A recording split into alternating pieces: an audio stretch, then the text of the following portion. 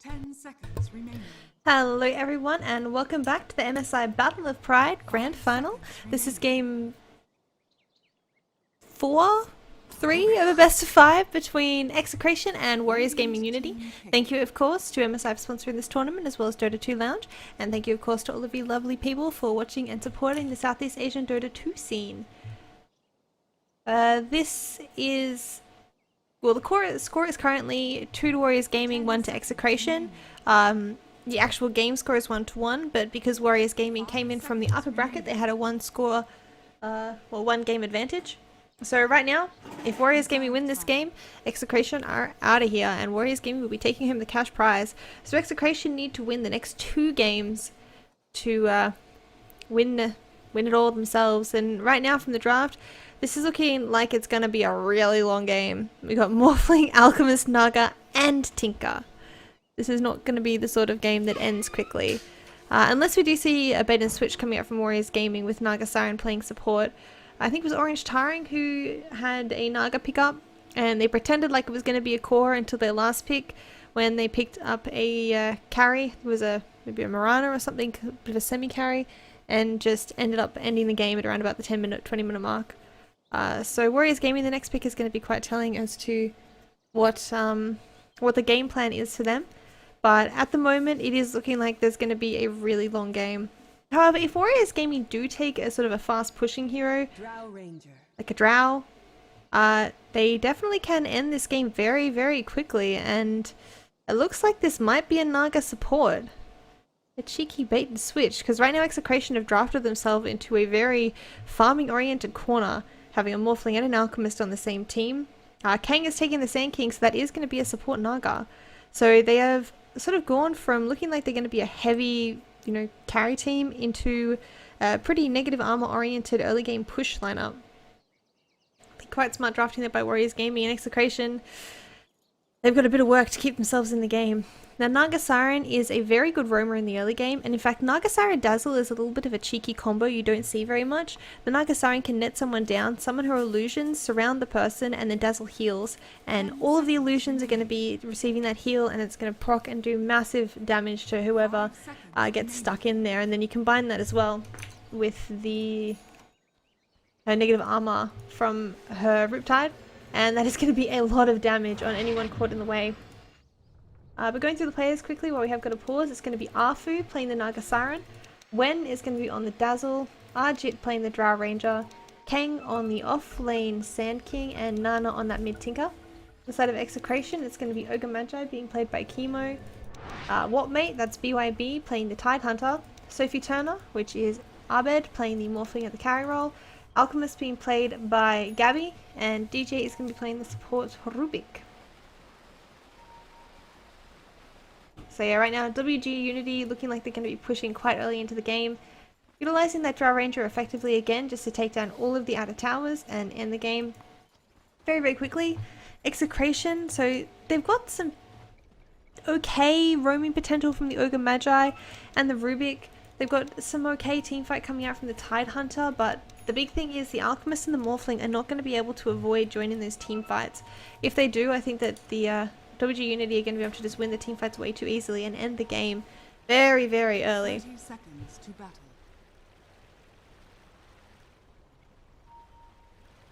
Does look a bit worrisome for XctN, I would say.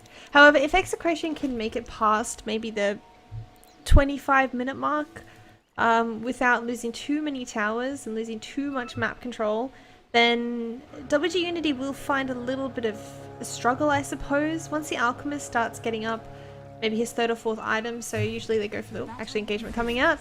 Chemo, no engagement, they're all just going to run. run away. Both runes taken there by WG though. Taking the bot one and taking the top one.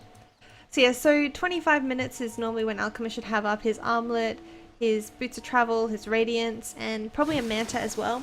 And by that point it will be quite hard to shut down his farming. Tinker of course can, split push the lanes, but Alchemist really doesn't mind because he can just continue to farm up with those split push lanes.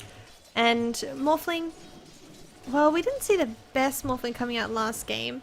The Lincoln Sphere pickup didn't really seem to do any favors to the Morphling, but I think Morphling should be able to find enough farm, even with the Alchemist. They usually do tend to give a lot of farm priority to Abed, whereas Gabby usually joins the teamfights a little bit more. Now on the bot lane, WG-MSI having a lot of trouble here with Afu. Afu playing very, very aggressively. Naga Siren played as a support is a little bit similar to a Nyx Assassin or an Ogre Magi, in that she's got very high base armor as well as really strong move speed, meaning that she can go very, very aggressively. Oops, as I'm ranting on, Alchemist goes down in the mid lane. Almost died, but not quite. Yeah, she can go very, very aggressively and not have to worry too much about trading hits, because with her 6 base armor, she can chase people down, she can run away, and she's got 26 physical damage, 26% physical damage resistance, which is very, very high in the early game. And Chemo is in trouble. He's going to go down. That heal from the Dazzle bouncing across all of the creeps and the Sand King, doing massive damage there, and that's going to be 2-0 on the board in favor of WG Unity. And XctN, they don't want to tilt and lose this game, because this is their last chance. They have to win the next 2 games, or WG is going to be taking the cash prize from the tournament.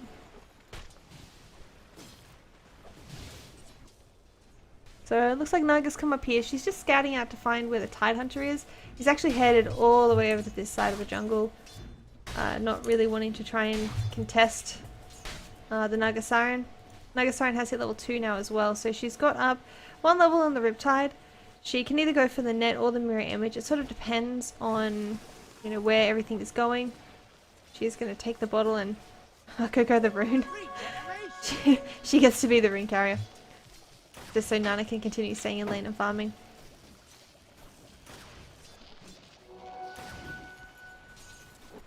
Top lane though, doing quite well. Dazzle though could be in a little bit of trouble. He does not have a teleport scroll, getting blocked in there by Chemo, and I'm pretty sure he's going to be taking a fall. He graves himself, but DJ is ready with the lift, the throwback onto, actually not going into Kang, but either way, Wen is taking a fall there. DJ very, very low, and Kang will be able to get a return kill there, so it's a 1-for-1. Kang going for another stun after popping his mango, trying to run away, but the stun from Chemo, they might actually be able to get him down. He does pop his magic wand, but not going to be enough. Sophie Turner there, Abed getting a double kill. So he has to watch out because Dazzle's rotating back up, and then he's looking angrily like he wants to go for a heal. Actually, Afu's up here as well. The Riptide might be enough to get a kill. Yes, it will be, combined with the damage from the Dazzle heal. Afu getting the last hit there. Sophie Turner should have probably just strength morphed or backed out or something, but he overstayed his welcome, and he is going to be dying for it, making that 4-2 on the board. A double kill would have boosted his gold just a little bit, but probably not enough to justify dying given how low his CS is compared to the other carries right now. It looks like for the moment Afu will be sitting at the top lane, making this sort of a tri-lane. Afu, he's got level 3, but he's not putting points in anything. Actually, Sophie Turner, look at that, just getting absolutely destroyed. The stun from Chemo on the backline is going to be catching Afu out, so they turn around going onto DJ. And again, when that healer's back up, there's going to be so much burst damage coming out. Chemo, DJ, they're both so low. Kang actually misses the stun. Sophie Turner, though, doesn't have enough for anything, so he can't help out. Chemo's trying to run away. Wen is just tinking the tower, but there's so many creeps there that there's not that much they can do. Tinker, though, getting down WG-MSI. Chemo getting the stun there onto Kang. He's trying to juke his way around. He's got no way to get out of here. All he can do is just stand in the trees. I think he was... I don't know what his game plan was there. But ended that all 7-2. 3 kills there. No, they managed to take down Naga. No, did Naga suicide? No, Naga suicided, and they lost 3. So XctN just not having the best start right now. Things aren't looking good. And actually on the bot lane even, Drow Ranger trying to get down WG-MSI, unable to catch him. He will manage to make it away, but still you can see the dominance across the map by WG Unity right now, and this is sort of the downside of XctN being drafted into this trap. They thought that it was going to be a farm war, but WG Unity is saying no, we're going for an early game war, and you've got 2 moderately weak heroes in the early game. Alchemist is usually quite good at controlling his lane. He can push and farm very, very effectively with the acid spray, but he doesn't deal too well with high aggressive heroes like the Tinker. Tinker is going for a kill build. So Tinker, there's normally 2 build styles you can go for. There's either maxing out the March of the Machines, which means you're usually expecting to lose your lane, you're going to rotate to the jungle and farm here, or you go for the kill build, which is the laser hit-seeking missile maxed out, just nuking your enemy out of lane. And that is what this Tinker has decided to go for. is not really going to have any mercy for this Alchemist. He wants to force him out of lane as much as he can. And as I'm renting on, Tidehunter dies on the bot lane. Dry Ranger just auto-attacking him down. The tier 1 tower going on the top lane. This is looking Dire's bottom tower is under attack. grim for Excretion. But they can turn it back. In fact, now they're going to be getting a kill on Nana in the mid lane. 2-man rotation, but he gets a kill on the Alchemist in return. Oh, that's got to hurt. DJ now chasing after. He hasn't got any of the telekinesis. Chemo stun coming up in 1 second, but Naga Siren moves so quickly. They will get the stun, but no real follow-up. Wen's coming in as well. Now Naga Siren, that's the heal I was talking about. Look at that, half health of Chemo immediately.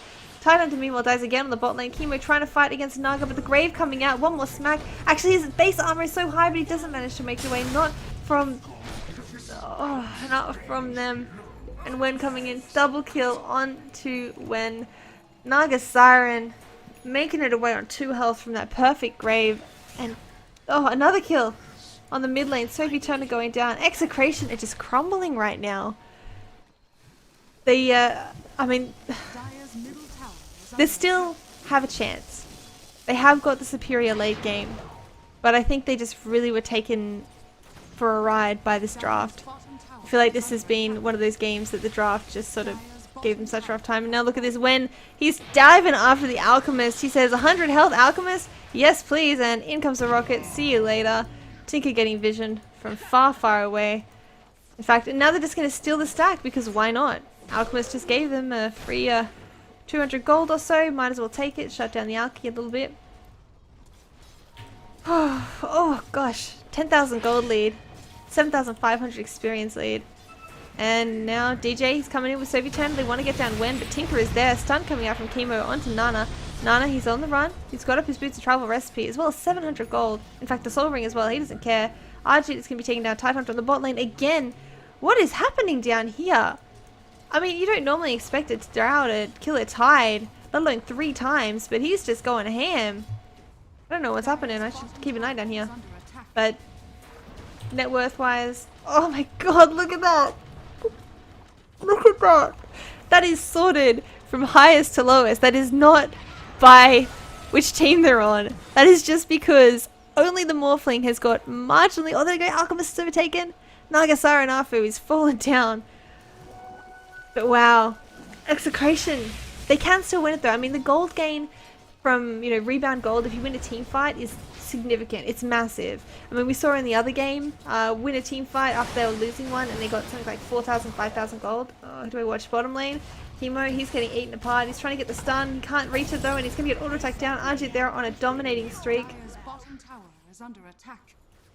Alchemist now, he's trying to desperately farm up in the jungle. Kang though, he's coming around. He's got stun up in a couple of seconds. It looks like he's going to let him go. But, they will catch DJ, who's just standing down there. And, the wards from... The wards from the Dire are all super defensive, but it's not mattering. It doesn't matter that they have complete control of the jungle vision-wise. All that matters is the fact that WG Unity are just standing in the jungle, killing everyone who goes there. But it's not just the jungle. Everyone who goes bot lane dies as well. There is nowhere safe for Execration to go right now. And this is this Naga bait. This Naga bait that has happened 2 times in this tournament already. It's just a game winner. You pick Naga, the enemy goes, alright, I'll go late game too. And then you go, oh lol, just kidding, Naga's a support. What are you going to do about it? Look at that gold! Oh, Execration, they're in such a bad spot. But they can come back. All they need to do is get a couple of pickoffs and then win one big team fight. And suddenly they're going to have, a massive gold jump. It's 14,000 in 10 minutes, 10,000 experience lead. This means there's just gold waiting to be taken if they can just win a fight. WG are playing this to perfection right now. They're really just doing very, very well. I cannot complain about their playstyle, but that's the thing about Dota. You can't ever say it's game over until the throne falls. So we'll have to see. Yeah, we'll have to see. Armor coming out soon to the Alchemist, but it looks like Ajit now, he's had enough of just taking the bot towers. Already got tier 2 and tier 1. He's going to be rotating to the mid lane to try and push down that tower. The tier 1's already gone to the top lane, so I think they're just going to be getting down all the towers across the map, giving themselves a massive gold boost, as well as the map control. They're already dominating the map, but getting rid of these tier 2 towers as well is going to stop any teleport rotation to help the cause. It's really going to choke out Execration by giving the whole map, you know, apart from like this area, that's going to be Execrations, and everything else is going, looks like a potato, everything else is going to be WG Unities to farm.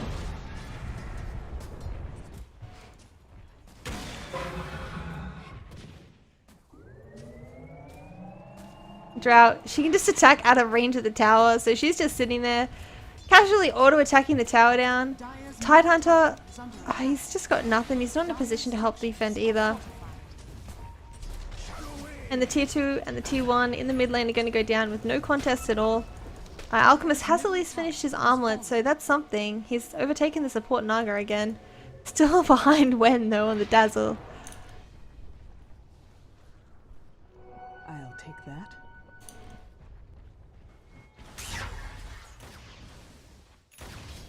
Well, Tinker has now finished up his Aether Lens whenever he wants to go back and buy it. He's probably too happy farming right now.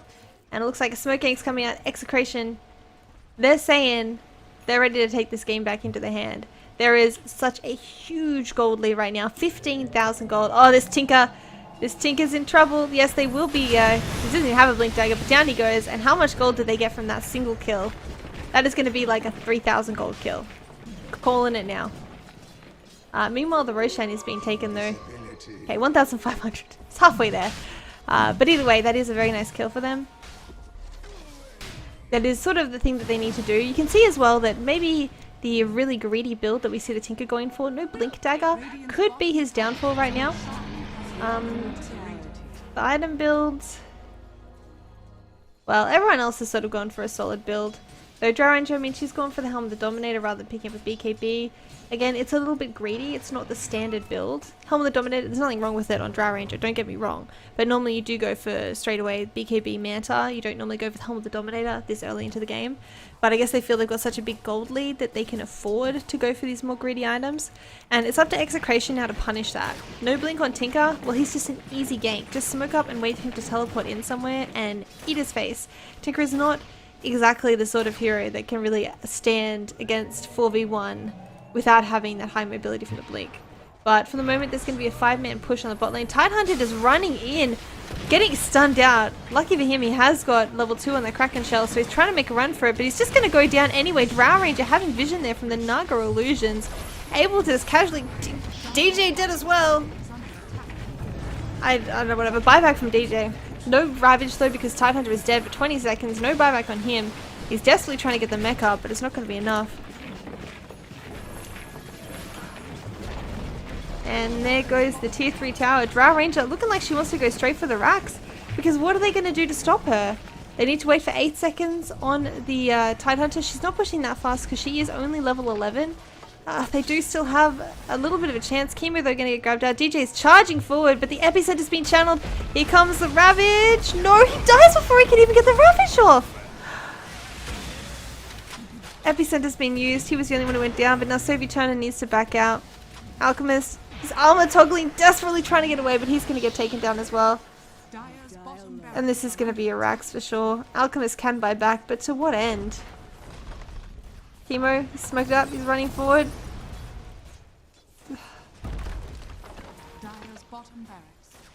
14-minute Rax. This Naga Siren switching bait. It's too strong. And second lane of Rax is going down. Execration are not calling it. They're desperate. Oh, they're going to get Arjit tossing him into the tower. He has got the Aegis, so even if they take him down now, but the Song of the Siren and the Grave coming out. Now 4 of them are grouped up. They have got the Ravage though. This could be what they need. The stun coming out, landing onto 2. DJ is immediately going to take a fall there to Tinker, but the Aegis is popped, and now Ravage not going to cast because the silence comes out. Oh no, what mate, he's trapped now. Arjit is beating the crap out of him. He tries to throw the Ravage out, but Kang blinks forward and gets a stun. They're going to lose Chemo as well. There's 3 dead. 1 laner Rax down. It's 15 minutes into the game. 25,000 gold lead, 15,000 experience lead. And now Alchemist, is he going to go... He's going to go down as well. I mean...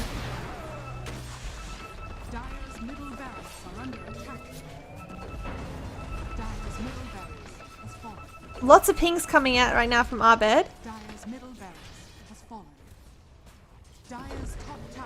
He wants to keep farming, apparently. Oh, no, because Kang said the silence. And he's dead too.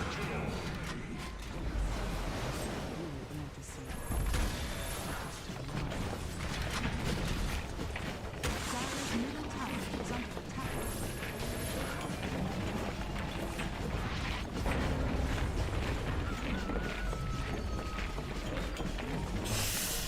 Alright, 30,000 gold lead. 16,000 experience lead. The tier 3 towers are being attacked. XctN aren't calling GG, they're just pinging each other out. Is this some sort of like Pinoy ritual? Don't call GG, just run forward one by one. Are we gonna finally see that Ravage? Yes, we do! We see the Ravage! And then they call the GG. I guess they were just waiting for BYB to cast the Ravage once in the game before they called GG. And that means WG Unity are gonna win the MSI Battle of Pride 3-1 with a 1-game upper bracket advantage. Very well played by them. Great drafting, great overall playstyle. Just Dire's middle tower GG. Congratulations to WG. Bad luck to XctN, I don't know. Either way, Dire's ancient is under Grats. attack. there you go. I'll say grats, be polite. Yeah, but of course, thank you to MSI for sponsoring this tournament out. Very entertaining and good tournament. I've been uploading some of the games in case people have missed them on my YouTube channel. We had some really good ones like the XctN game where Abed picked up the Meepo, as well as the XctN versus Sig game 3. That game was nuts. Unexpected ending. Either way, thanks for watching, guys. Thank you to Dota 2 Lounge as well for helping sponsor this tournament. And I don't know, have a good night. I will see you guys sometime in the future. Grats, Warriors Gaming! Bye!